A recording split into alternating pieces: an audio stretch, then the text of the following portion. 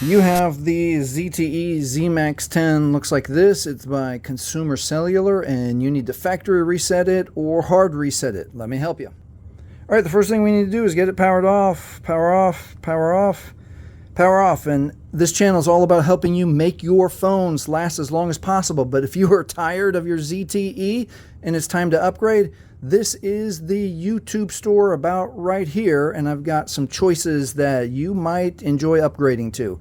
All right, let's get started with the factory reset. We're going to hold volume up and power, volume up, power. We're going to hold for until we see the Android right there. Let go with both fingers at the same time, and it's going to take a few more seconds. We're waiting for the Android recovery menu. It'll show up right here.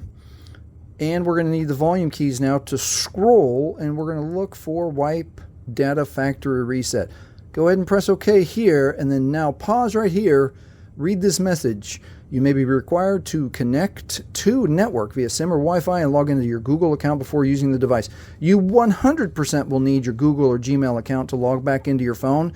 The factory reset erases everything, all pics, all apps, everything, except for security, and that's why you'll need to log back in with your credentials. All right, now with volume keys, scroll down to factory data reset, press power for OK, and anywhere from a few seconds to a few minutes, you're going to get the data wipe is complete message, and now it's safe to reboot the system. Press power for OK. Again, if you're tired of your ZTE and you want to look at my recommendations, here is my YouTube shop right here. Hey, if this video has helped you, please like, please subscribe. Thank you for watching.